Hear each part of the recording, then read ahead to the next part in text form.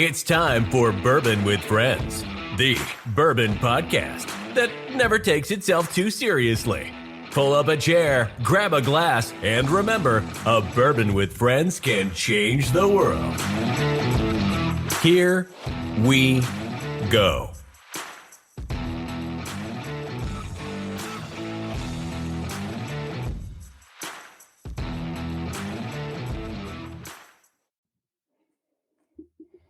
Hey, everybody. Welcome to Bourbon with Friends. My name is Brian. We got Martin and Adrian here as well. We're going to talk about whiskeys from around the world and how a bourbon with friends can change the world. How are you guys doing on this wonderful Monday? Good. I'm doing really good. What about you, Martin? Franco's fucking hairs on the mic. Doing pretty good. Sorry, it was really fucking distracting me. But no, I'm doing really good. So we're here on a beautiful Monday recording this. I get to see my wonderful friend Adrian later in the week, and wanted to. Yeah. We should take a moment, though. Just a moment. Sorry, Adrian. Take a moment to congratulate you. Being nominated for Bourbon Fines, correct? Is that what it was? Yeah. I was. I was a little blown away by that, but yeah. Little, it's like a bracket style thing, correct?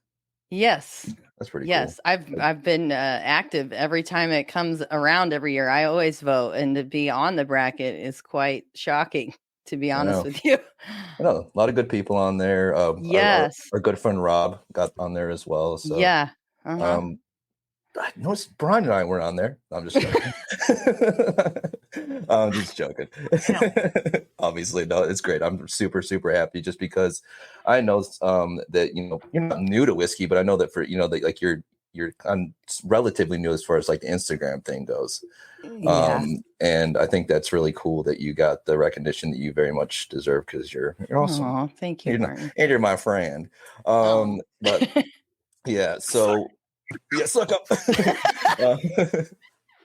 But that is not all we are here to talk about today. We also have the amazing Brandon Cummins with High and Wicked. What's up, Brandon? What's up, Martin? What's going on? And everybody else. Hi, everybody. Yes. Hello, Brandon. How are you? I'm wonderful. Well, typically what we'll do is we'll just ask you to give us a little bit of background and tell us about yourself and maybe how you became affiliated with High and Wicked Whiskey. Sure.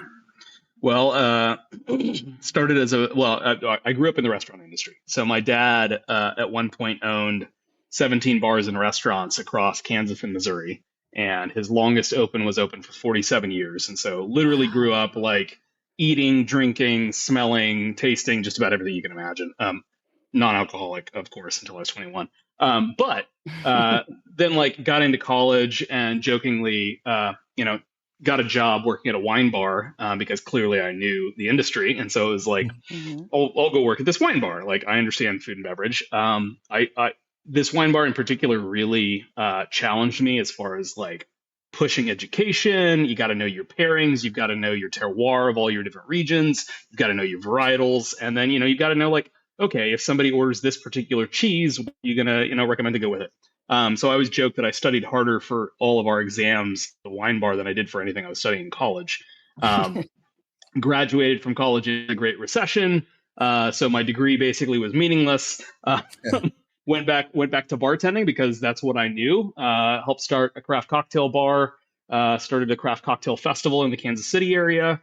Got deep into nonprofit work with agave spirits, so looking at tequila and mezcal. And then through that, got introduced to a company called Altamar Brands. And Altamar at that time was importing one of my favorite tequila brands.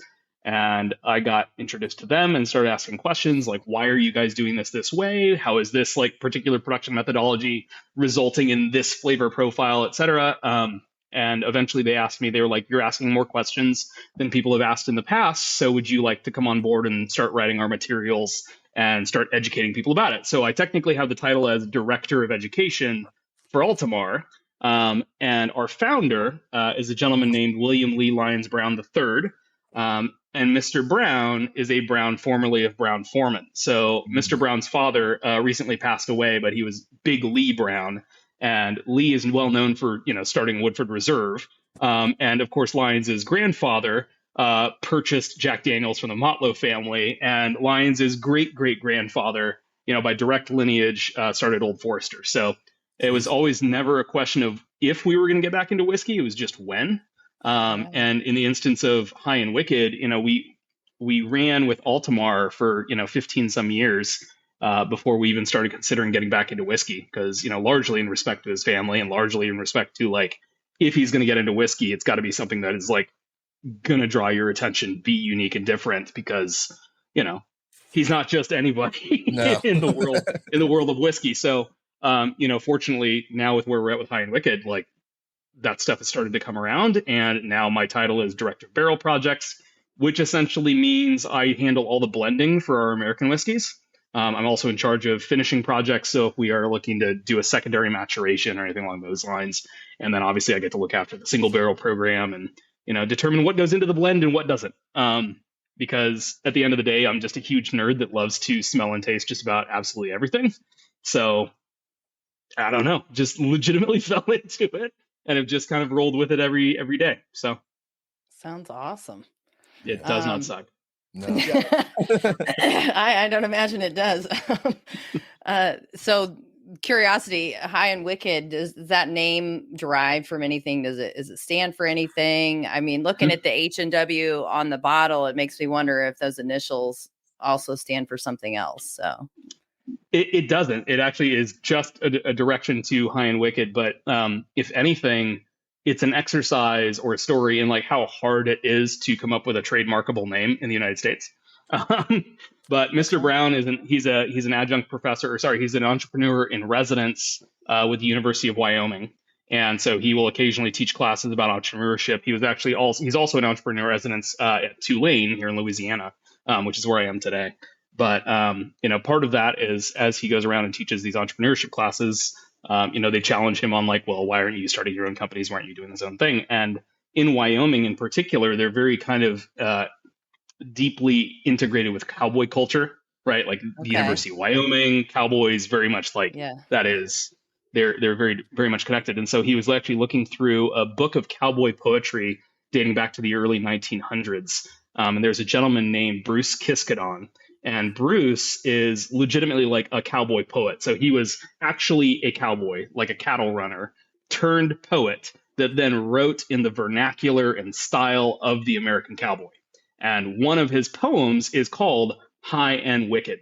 And in it, he basically writes that the best rodeo broncos, if you want to control, if you want to win the rodeo, you've got to put up with the fight of the bronco.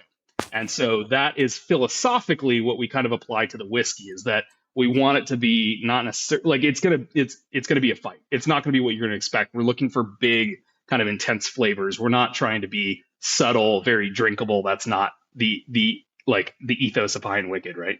So it's kind of that's how it applies. And so the HW is playing into High and Wicked and just trying to create that classic, almost cowboy big belt buckle style of the compass rose on there, which is just Yeah, So, I like that. I like that. yeah, one day if I get a belt buckle that looks like that, I don't know that I would wear it, but that'd be cool. That'd be cool. Did you hear that, Brian? There's cowboys Yeah. in other places besides Texas. Yeah. I may know a guy. I'll send you I can get a belt buckle made pretty quick. Can you? I love it. Yeah. I don't think I could pull it off either. I don't know. I definitely could not. No. Maybe I could. I would maybe do it. Right. But there's definitely no cowboys where you're at right now, Brian. That is Houston. They're we don't go over there to Houston. Awesome. Ought to be cowboys. Yeah. Well, that is pretty damn amazing. Let's go into the two SKUs that you sent us. The Sure.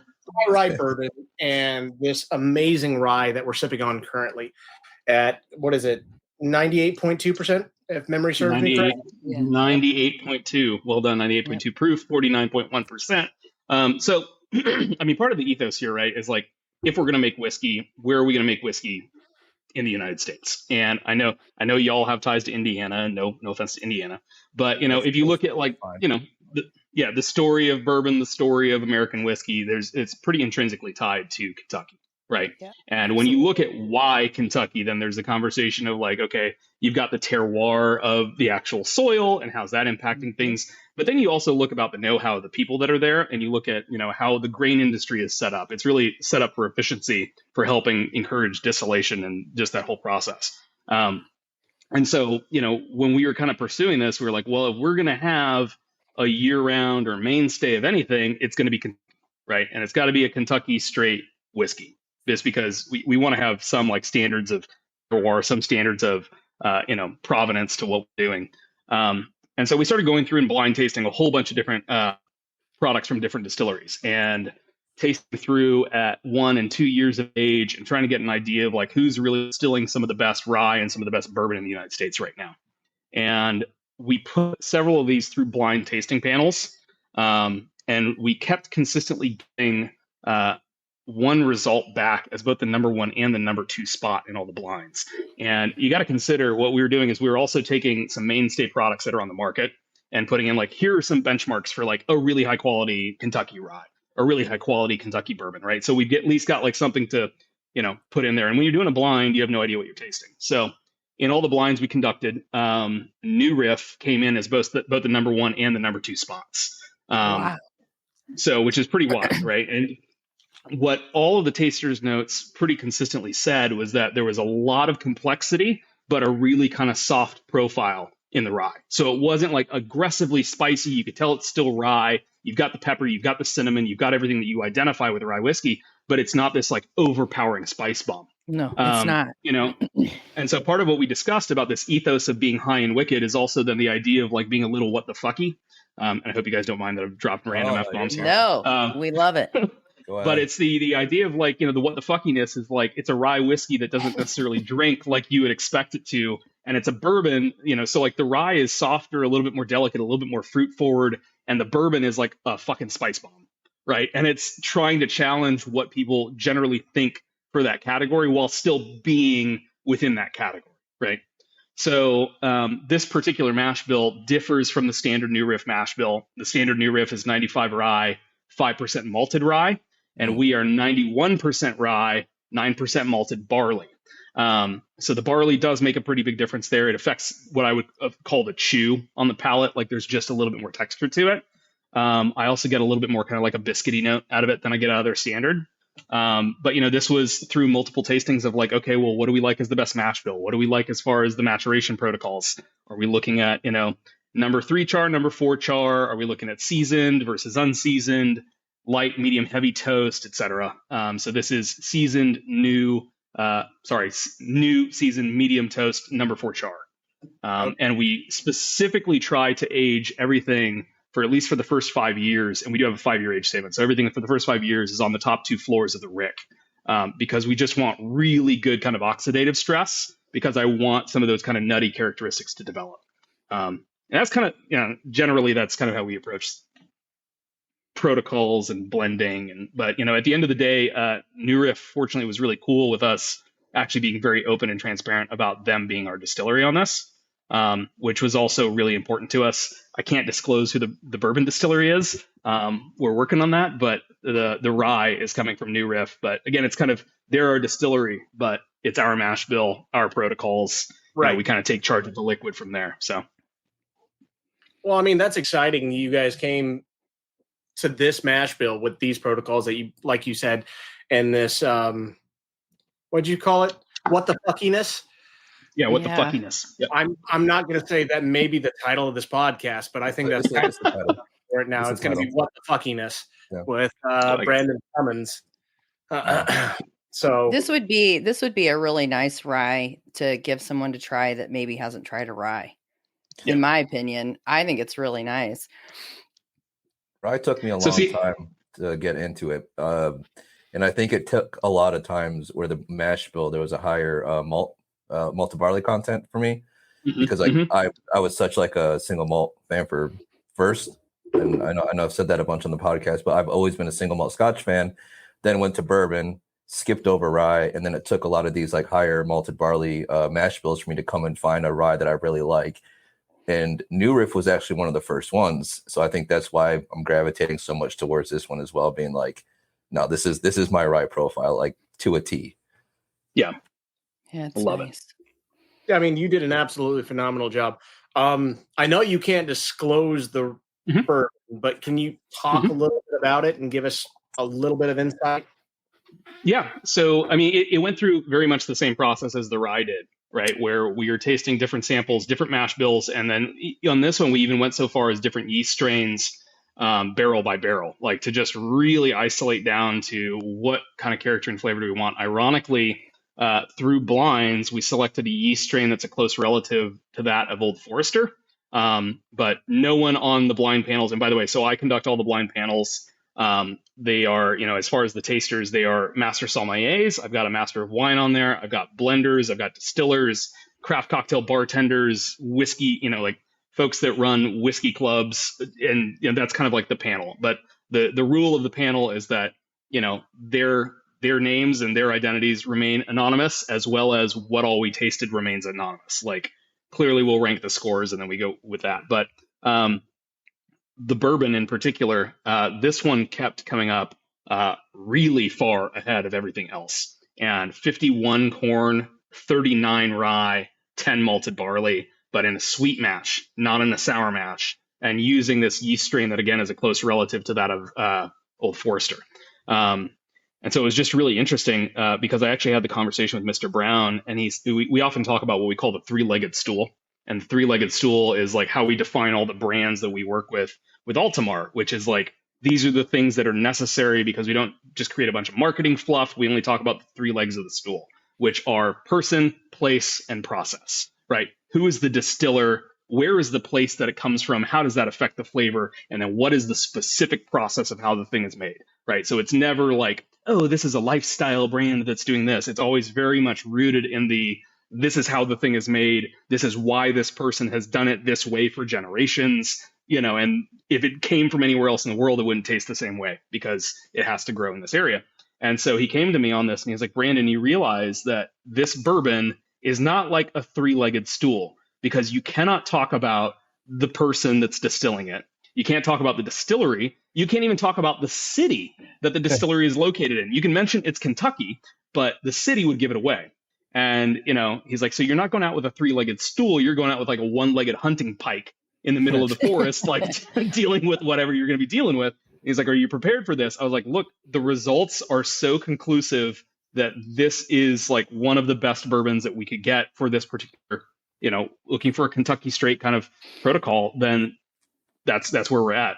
So I do want to be clear too, like we've been purchasing new make. Right. So we were able to stumble into some older stocks so that we were able to get kind of up and running. But we have also been investing in significant new make annually, basically over the last 4 or 5 years. So what you're seeing now is we're finally now getting into some of the okay, we actually have viable blending stocks to create these profiles. And so this particular bourbon, what it kept coming up as, again, really high complexity, lots of nuances, lots of fruit forward characteristics, but then a lot of the panelists thought that we'd thrown a rye into the blend, right? That they thought that they were blind tasting a rye against bourbons, which was very much well, that's really what the fucky. But ultimately they ended up rating it above a lot of the other things. And we're like, okay, well, I think that's a pretty conclusive result for this is so much higher above from everything else. Why don't we just go for it?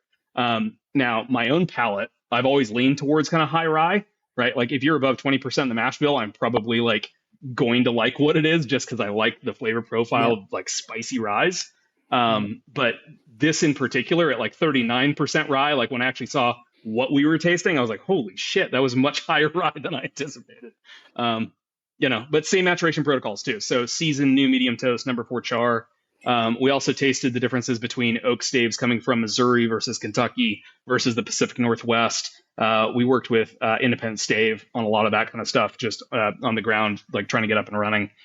We tend to like Missouri oak the best just because we get way more vanillin expressed, and it's just a move and tweak and, it's still getting to know our barrels, still getting to know the rick houses. So you're great. You actually answered one of the questions I was going to ask at the end of this because I'm working at a distillery myself and doing the same thing you're doing. I'd love to know why you guys choose the barrels that you choose, but fuck it. That was the best answer ever. I don't have to say shit. I actually have a question, and it might be kind of a novice question, but you mentioned the vanillin. What did you say? Vanillin. Vanillin extraction. So number 4 char. I mean, like when you're looking at char levels in your barrels, you got to consider everything from the start, right? So the oak source, the forestry, to the seasoning of the wood, to the toasting of the wood, to the char of the wood. All those things are going to affect your flavor profile. Duh. But the oak source itself, like, so when we were tasting just differences of level 2 char from Missouri versus Kentucky versus the Pacific Northwest, what we found was that the staves that were forested coming from Missouri tended to have a lot more vanilla, right? Vanillin expressed in them. The Kentucky staves had more of that cherry profile that like I immediately associate with bourbon. And then the Pacific Northwest stuff was very what the fucky, which was really tempting. And clearly like Apple thinks I need to give a thumbs up on that too. But like the Pacific Northwest stuff was very much more like dill and almost like spruce and pine, like much of this kind of more junipery kind of characteristic to it. And you know, at the end of the day, what we were kind of talking about is, okay, we're dealing with this high rye mash bill. We're going to have a lot of spice. What do we want to couple with that flavor wise? And so we opted for Missouri. And then it's the idea of like, okay, well, when you toast a barrel, you're also going to encourage more vanillin to be expressed. Your char level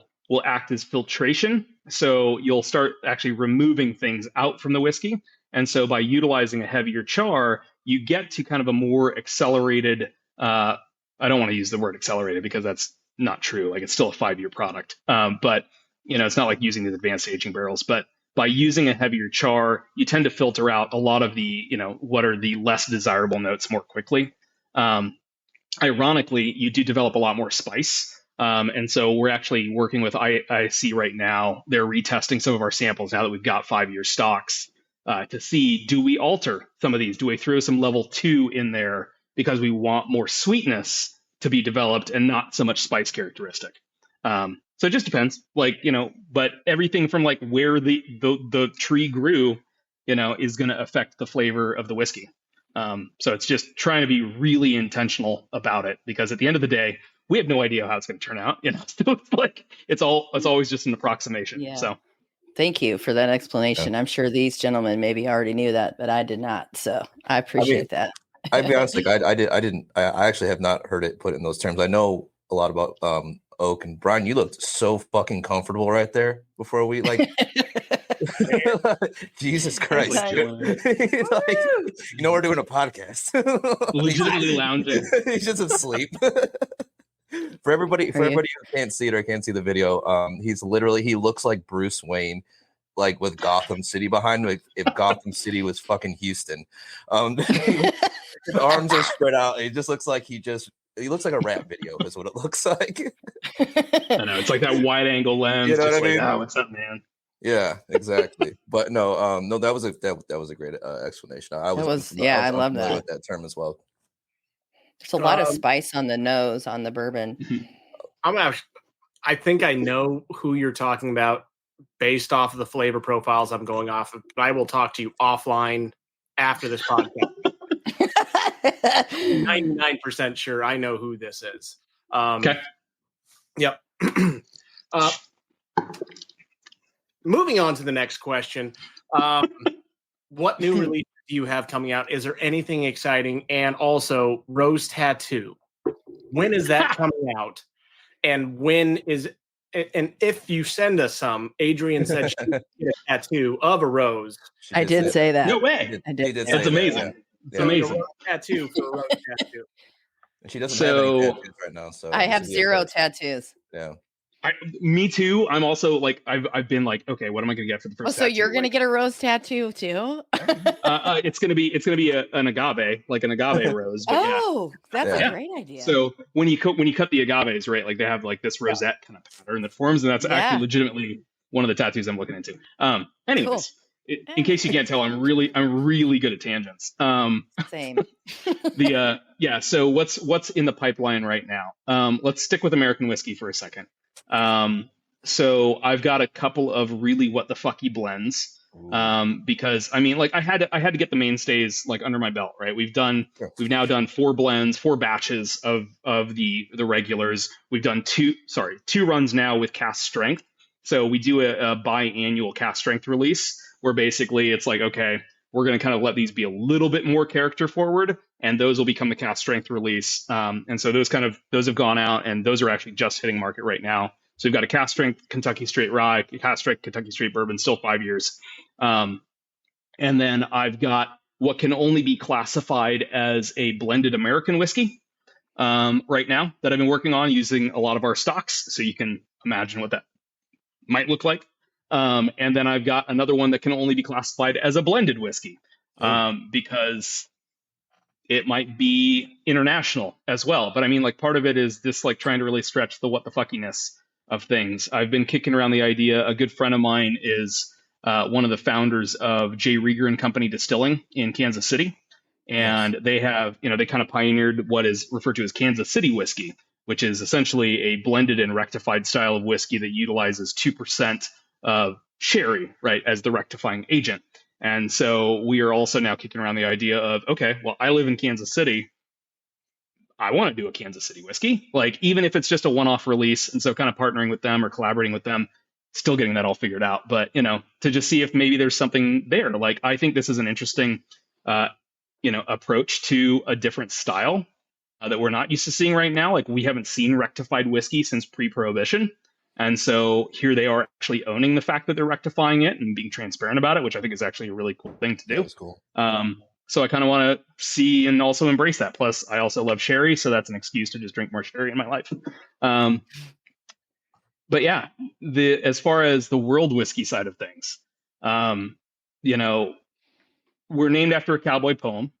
We were founded by formerly a Brown foreman. The American whiskey thing makes perfect sense, right? Why the hell are we an Irish whiskey? And it all has to do with a gentleman named Noel Sweeney. Noel is the former master distiller and master blender from Cooley, which became Teelings. But Noel is he was for a while the technical chairperson that oversaw all of Irish whiskey and establishing the Irish whiskey denomination of origin. And so we were able to start working with him on some projects, and we were actually going to import a new brand that he was creating. And then when the pandemic happened, he was like, well, guys, the brand's not coming to life, but I already have whiskey that I've been laying down that were intended to be these limited one-offs for it. Would you guys still be interested in the whiskey? And we're like, well, are you still associated with the whiskey? Can we still talk about you? Because realistically, again, that 3-legged stool, it's like, you're just not nobody in the world of Irish whiskey. You are actually a very big somebody in the world of Irish whiskey. So can we talk about the fact that you are actually the one doing this? And so we've had several releases. We had an iness coffee. We had another one called the Wild Rover. We had another one called Foursquare. But the Rose Tattoo is one of those releases coming from Noel. So it's 100% malted barley, right? It's all sourced from County Carlow. It's being distilled at the Royal Oak Distillery. But Noel has taken it and he's basically created a blend and he's finished it in Amarone casks. And so we're going to be releasing it at cask strength. And that's actually scheduled here in the next few months. So that's we're kind of aiming right into like the fall, into the like winter season here. So Rose Tattoo is coming soon, but that one intrigued me. Just because one of the most difficult whiskey experience I ever had was with an Amarone cast finish. It was on an Aaron that was done like that. Uh-huh. And it was like, for the first time, like, I don't know. And then it got to maybe like the last like third, and it was my favorite whiskey of all time. Yeah. It's just like one of those that I had to get used to it. So that's pretty exciting that's something that's coming out. That'd be very well. And I'm not gonna lie, man. So like the first batch of these whiskeys that we got, the Wild Rover is actually its predecessor. Mm-hmm. So Rose Tattoo is the next iteration of the same basically base stocks as what the Wild Rover was. And the Wild Rover won like best cast strength Irish whiskey 2 years in a row. Was featured in Vibe magazine as like a drink of the week. It was incredible. Like I drank almost a liter of Wild Rover before we imported it because it was just like, holy crap. Like legitimately, what the fuckiness here? Like I had never had Irish whiskey like that before. Like it was so big and so complex and everything that I didn't expect from Irish whiskey. And now Rose Tattoo it's like here's its sibling, right? So Wild Rover was finished in PX Sherry, Rose Tattoo is in Amarone, and it's really interesting to kind of compare and contrast between the two because like the whiskey's a year older, it's a little bit older and it's been finished in a different finishing cask, and so it's a pretty cool experience. But so when this gets released, how much is the consumer going to be paying for this specific bottle? On Rose Tattoo, I'm trying to remember because we were trying to nail this down. I know that generally we try to keep everything under about $100, right? Like, okay. And we keep having these internal conversations that like, if I were to go out and just buy a bottle of whiskey, like, obviously I'm buying differently than most people are. Like, I'm not going to go and buy just, grocery store brands or like your everyday brands, because at this point I'm an explorer. I want to go taste new things that I've not had before. And so part of it is like, how much am I willing to spend? And it's like, realistically, if it's under $100, like, okay, I might, if I can walk out without spending $100 on a bottle, then I'm like, okay, that's worthwhile. I know I will get through this, and again, like I've got enough whiskey drinking buddies. It's like, we'll all taste it together. I have the same theory. If it's over $100 and I've not tried it, I'm far more hesitant than if it's under $100. Yeah.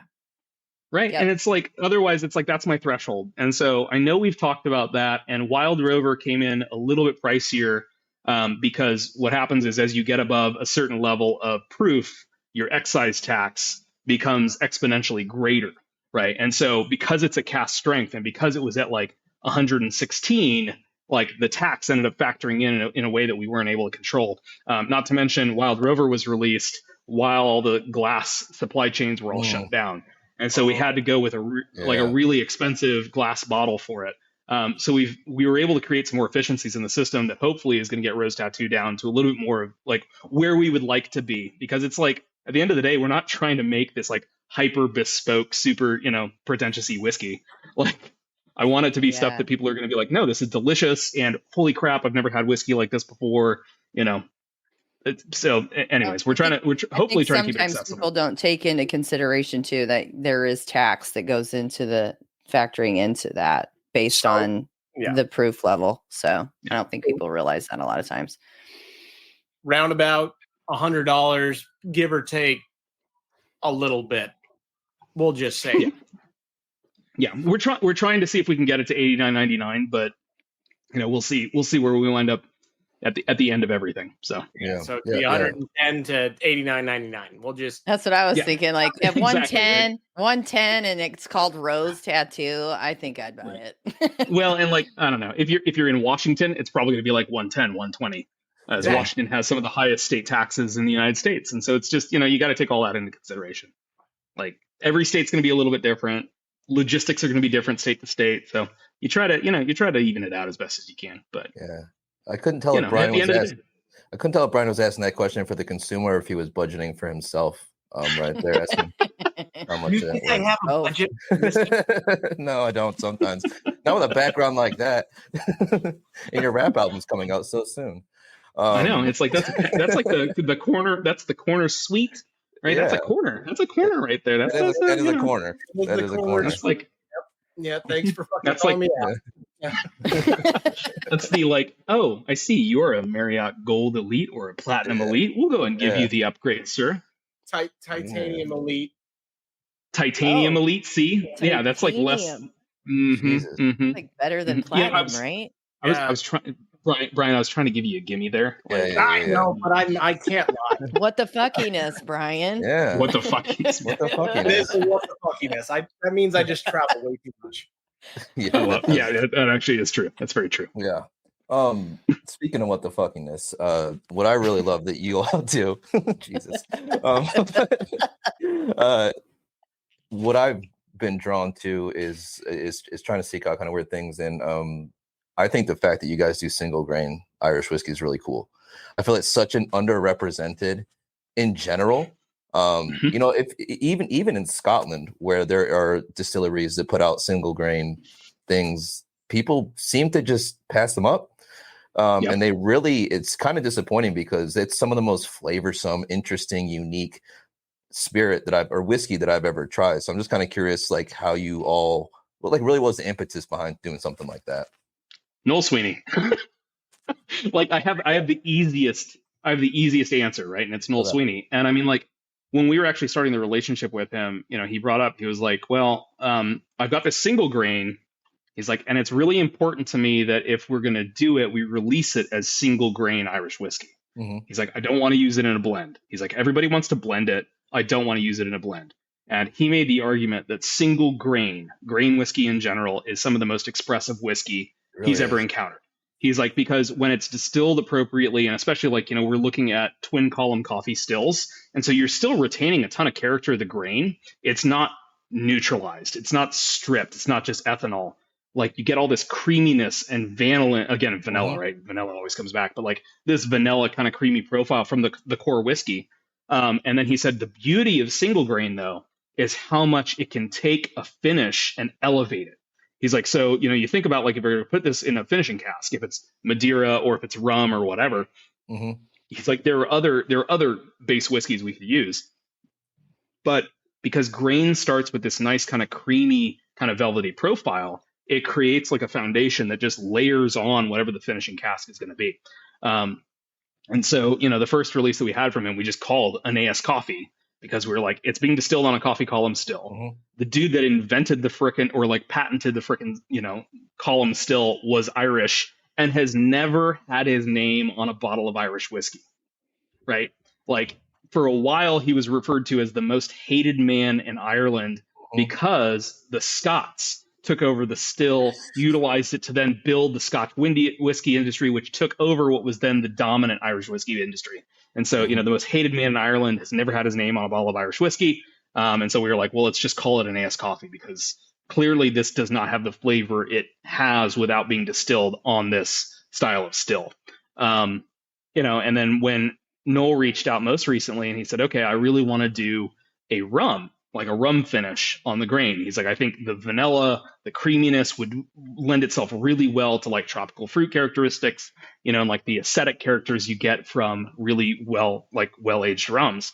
And we said, well, hold on, instead of just going and sourcing any rum cask, we as Altamar happen to import Foursquare rum, and Foursquare has consistently been named like one of the best rum producers in the world. And their rums are incredible. And so we were like, can we see if we can help broker getting some Foursquare rum casks out to Ireland for you to finish in these used exceptional cask barrels? And that's exactly what we ended up getting. And Noel was totally right. Like the High and Wicked Foursquare, which is our current single grain release, is one of the most what the fucky spirits I've ever tasted. Because when I tasted it blind, and I know I'm using the word like all the time, what the fuck. That's fine. But when I was tasting it blind, I was like, I cannot tell what the fuck I'm tasting because it was as much an Irish whiskey as it was a Barbadian rum, as it was like it was challenging, right? And like I'm one of those people that like I try to work to define my palate, and so when I have something that's just like I have no fucking idea what I'm drinking, it was really cool. And the irony is that like my father-in-law, who is a diehard Irish whiskey drinker, right? He's a diehard Irish whiskey drinker. He's also a diehard rye whiskey drinker. So he is always my like final litmus test for how well are these whiskeys going to do. I don't know what happened. I think there must have been a defect in his bottle of High and Wicked Foursquare because it definitely leaked out far faster than any other bottles he's had previously. It disappeared very quickly off his shelf. And so we had the conversation. I'm like, I'm sorry, you must have had a defective bottle. There was an extra hole in it or something. A little hole on the bottom or something that leaked out. But he said he was like, I kept going back to it. He was like, it just became one of my favorite whiskeys. Which is cool because it's like at the end of the day, this is all. It's not necessarily an experiment. It is, but it's very controlled, right? It's like we know we've got Noel. We know Noel knows what the hell he's doing. We know how good these rum casks are. This should be amazing. It is. But like until you dump it, you have no idea. Yeah. But I mean, nothing tests your palate more than rum. I found that out this year. Just really getting into a lot of the the funky high ester like Jamaican shit that's out there. And I've got a single grain from SNWS. It's Rosdew, which is Loch Lomond, and it's Barbados rum finish, and it's fucking insane. It's just like it's the one that like I had to stop myself to go to because it's like I think that was like one of the last ones I had, but That's when I saw that. I'm like, oh, that's cool as shit. I'm like, that's such a cool category. It's something that is just not a lot of people are doing, and I wish more people put attention on it, because what the fuckiness of those bottles and the flavor profiles you can get off of this is insane. And it's one that I'll go through. Mine also have those weird defective leaks. It's fucking weird, but like, it's so strange. It's production. I don't know what the hell happens. They just like disappear. It looked like your rye bottle was having like the same problem earlier. Like you held it up and it looked like half of it just spilled out. I don't know what happened there. I'm sorry about that. My dog knocked it over. I blame a lot of things on him. But yeah, no, another thing that I think is cool, and just even getting to talk to you has been really fucking awesome. But as someone who's clearly, you have that whiskey education background, you're doing what you're doing, you are clearly very educated in this. I think because of the community that we have, even how Adrian, myself, and Brian even met each other was through Instagram, through the whiskey community, through just sharing just the love of fucking whiskey, really what it is. Yeah. Do you think there is ever a point where it's like there's too much whiskey knowledge out there? Because I think the one thing that I run into sometimes is I find myself just pulling stuff apart as I'm going for the nose, the palate, the finish. And then sometimes I stop myself. I'm like, just fucking enjoy it, dude. Yeah, absolutely. No, I 200% agree with that. Yeah, like I do. For one, like I always tell people, like, what, actually, if I'm ever doing an in-person class, I almost always try to bring up, like, whatever I'm going to tell you, you can just throw out the window. Like at the end of the day, like, I'm a charismatic human. I'm clearly passionate about what I do, right? That's going to affect how you're going to taste this. The design on the label is going to affect how you're going to taste this. The texture of the glass you're tasting it in will affect how you're going to taste it. What you ate earlier today, all these things are totally uncontrolled variables. And so like we can obsess about the sciencey aspects of it or like the nerdy aspects of it. But at the end of the day, drink what you like, right? Drink what you like and just know what you're drinking. And I always tell people too. With who you like. Exactly. Like that's the most important bit. Like drink with people you want to hang out with, like bourbon with friends, right? Like there are certain people that I actually want to drink with. And that's a different scenario than like critically consuming and tasting and analyzing things.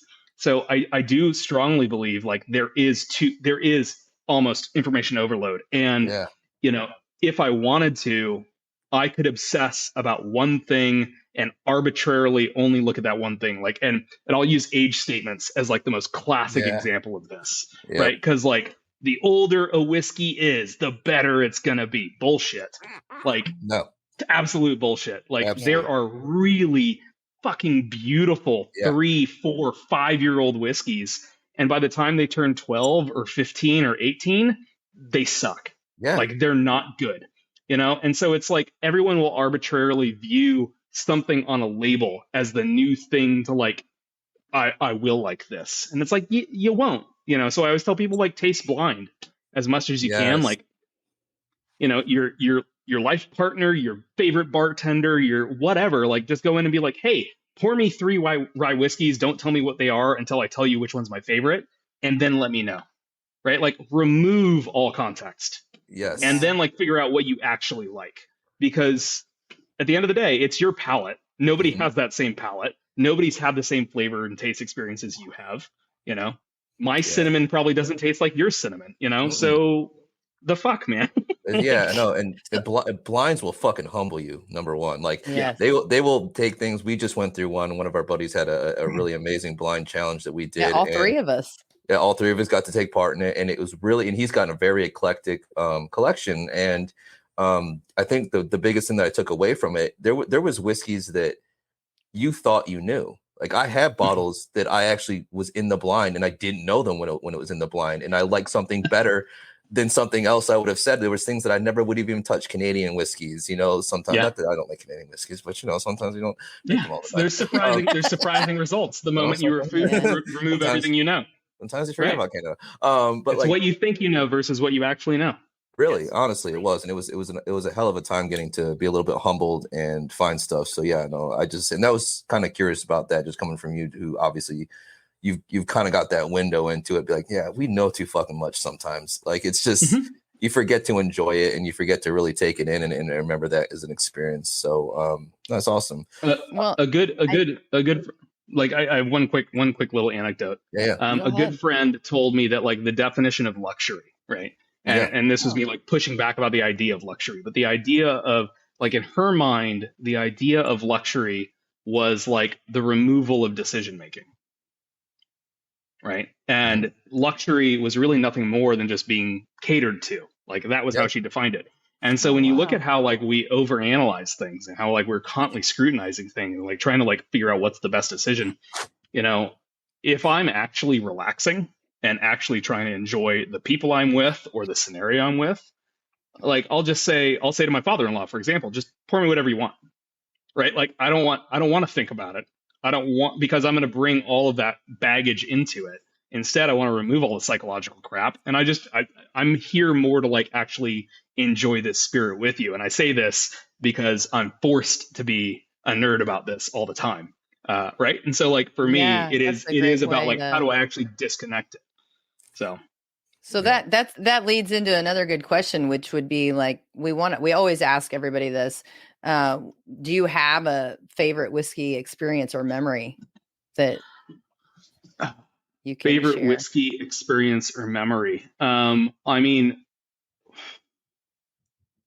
like the first time I ever had Lafroig was really kind of intense.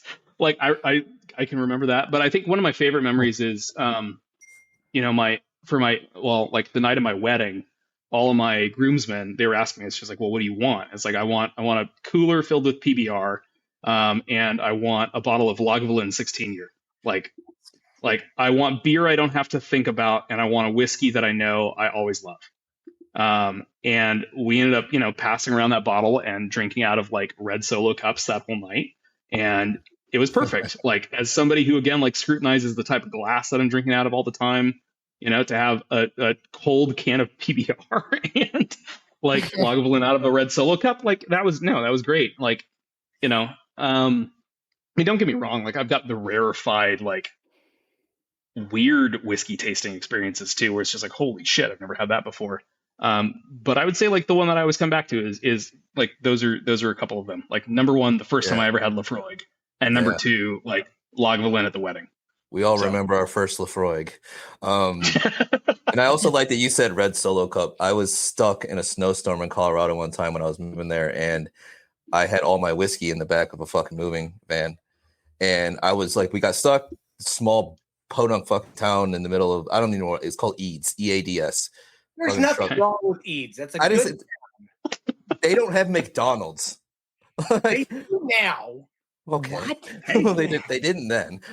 So I was stuck and I was irritated. I was frustrated. I just wanted to get to the end of it. I just remember that all they had in like the room was like those like little like plastic cups like to like rinse your mouth out like in the bathroom. Mm-hmm. I grabbed one of those and I was just like, you know what? I don't give a fuck.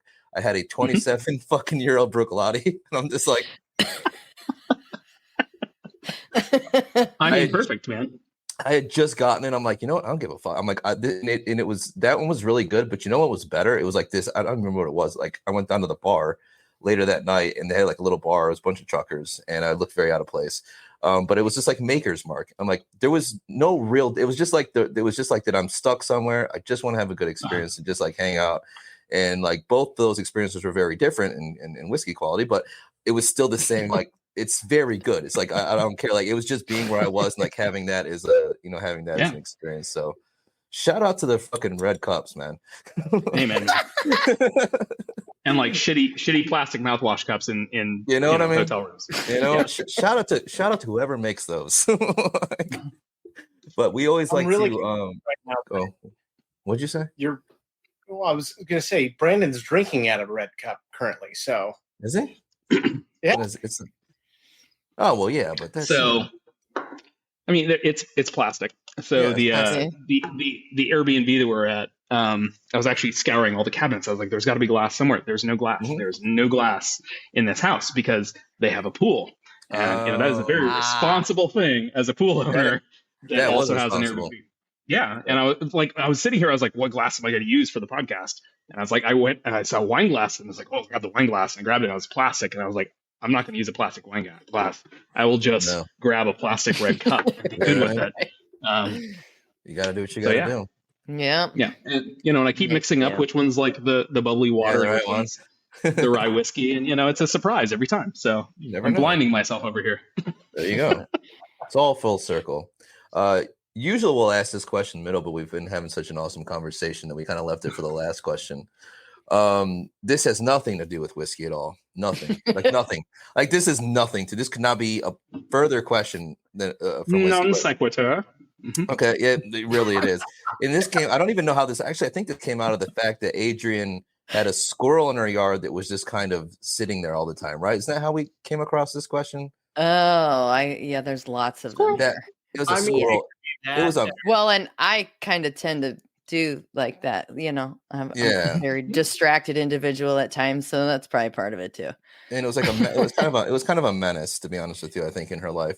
So basically, we just asked some random ass question that has to do with the squirrel. Just to usually do it in the middle, so that way it kind of breaks up all the because we can nerd out, obviously. Sure. So your question that you get to answer today is, and there's been some weird ones. I don't think this is that fucking weird, but so if a squirrel could speak, okay, would they speak in a local dialect? Like if it was in Manchester, if it was in Asia, would it speak like, regional dialect? I actually had to look it up. I didn't know there was squirrels in Asia, number one, but there's an Asiatic squirrel. Didn't know that. There is. Yes, sir, there is. I mean, I think it all depends upon like we are applying human-based constructs to a squirrel. Like we are assuming that our divisions of dialect would be the same for the squirrel. Right? So I think the answer is yes, there would be a dialect. But the real question is like, how would we define the differences in different squirrel dialects, and how would that correlate or coincide with how we associate our dialects, right? Like, would squirrels in the South share a Southern drawl? And I don't know that they would, because their life experiences would not have led to the communities of squirrel developing that particular dialect similar to a Southern drawl. Like, I just love that there's a squirrel question. I was just thinking that exact same thing. Brandon, I say this for every episode, but do you want to replace Martin? I would love that. Yeah. I mean, with that answer, I'm cool with it. To be honest, like that was pretty damn good. I came up with this question like 4 hours ago, so that was fantastic. I don't know, man. Brian, go outside and see if you're in Houston, go outside and see if the squirrels, have a little Southern drawl to them. Right? I'm like, I think they're going to be here. You never know. Squirrel do not generally like urban environments. Generally, from my understanding. Just the flying. Although I was actually gifted. I was actually at Christmas one year from my in-laws. I was gifted a hollowed out jack-o'-lantern with a stuffed squirrel inside.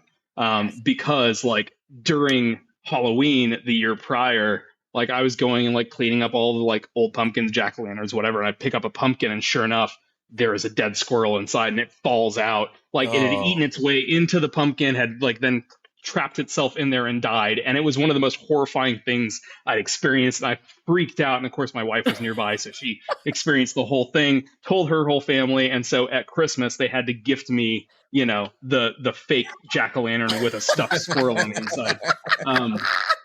So whether you realize it or not, I've thought a lot about squirrels and my strong disdain for them. So. It's really great because sometimes we ask squirrel dialects, though. Yeah, sometimes we ask these questions and you can tell people like, the fuck are they talking about? But you know what? Every single person they have really genuinely takes the time and puts the effort into a really nice answer. So props to you, man. That was good. Because we've had everything from drowning a squirrel in a specific barrel, hoarder squirrels, distillery working squirrels. So a lot. Yeah, just gotta do what you gotta do. I love the squirrel question. Love the squirrel question. That's fantastic. Well done. Love the answer. That was great. I'm thrilled to be a part of it. Yeah. Well, I think that brings us to the end. Any guys have any other questions? I don't think so. Golden. That was really awesome. Good times. I'm just drinking the bourbon right now, and now I've got my fucking mind going on who this is. I know that's not like, it goes back to my question. Like, that's not what I should be thinking about, but it's just like, that is my stupid whiskey brain. Yeah. Yeah. Do we need another squirrel question? No more squirrel question. Took like As a side note, are you guys familiar with like Mark? Do you know who Mark Rober is? Yes. Yeah, YouTuber, right? Have you seen all of his like squirrel videos that he posts? Oh. Like, if you've not watched his like trying to like trap and capture squirrels, but like do so in a very like kind way, it's actually Humane really way. interesting from it. Yeah, in a humane way, from like an engineering mindset. The guy was like a frickin' engineer for the Jet Propulsion Laboratory for NASA, right? And now he has a YouTube channel, and So he's catching squirrels for real. he's catching squirrels for real. Wait, does he do And like wonderful content. Wonderful content. Okay. But does he do one of those things like in like in Honey I Shrunk the Kids, like when he made coffee, like, you know, like when it went through like the whole thing, like a thing like knocked over a ball and then it like trapped the squirrels? Is that what he's doing? Yeah, a Rube Goldberg machine, like like classic Mousetrap, like Mousetrap the game. Yeah, no, I mean, to a degree, yeah. He's created a maze for these squirrels to run in his backyard, and if they can run the maze, they get like this massive reward of cashews, Brazil nuts. I can't remember what kind of nuts he picked, but you know, if they make it through the maze, they get that. So he's not actually trying to trap the squirrels; he's actually trying to test them just to see how intelligent these. Yeah. Anyways, it's really it's way more interesting than it should be. Also, I clearly have children, so these are the things that like now connect. And it's like, okay, yeah, I get it. Yeah, you have kids, you clearly watch like content that's also, you know, geared towards kids. So Yeah. booze and children do not mix. No, I mean, Agreed. Yeah, I mean, I was at a loss what I was going to do on a Monday night, but I think I know what I'm going to do after this. So go watch some Mark Rober. Great. Mark, Also giant Nerf guns. So does he really? Yep. Damn. I'll send you the box. I just bought them all for my nieces and nephews, so I got 2 extras. Adrian, Martin, they're coming your way. So you can engineer and then design your own Nerf gun. What do you mean? Yeah. We'll talk about it offline. Okay. That's not a podcast conversation. All right. I'm excited. That's why I was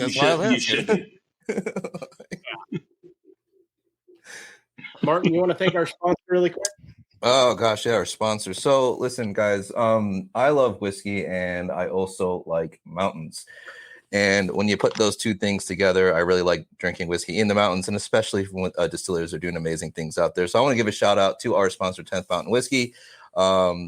They are up in the beautiful mountainous town, Gypsum, Colorado. You can find them on all social media platforms. They make some amazing stuff, guys, from American single malts to bourbons to ryes to cordials. Brian actually did have the brandy the other day. It's fucking fantastic. Again, 10thwhiskey.com. Everybody go check them out. If you have any questions, please let them know. They are available 40 different states through the online distribution, and then also 26 states across the country. You can find them in retail distribution. Again, that is 10thwhiskey.com. Again, just want to give a shout out to our sponsor, 10th Mountain Whiskey. All right, Brandon. Thank you so much for everything that you've done here. My pleasure. Thank you for being on. Everybody that's listening, yes, that is the fun toy that you Is guys. that it? Yep. And you guys my can God. program it and design it yourselves, and it'll do all the stuff, and you'll get a new pew pew Nerf gun. I'm That's coming excited. across all areas. But thank you everybody for joining us. Night, day, evening, wherever you're at in the world. Have a wonderful time. And remember, a bourbon with friends can change the world. Have a great night. Cheers, everybody. See y'all. That's it for this episode of Bourbon with Friends. Be sure to subscribe so you don't miss a single episode. While you're at it, leave us a review to make it easier for others to find the show. You can also check us out on Instagram at Bwfpodcast. Thanks for listening.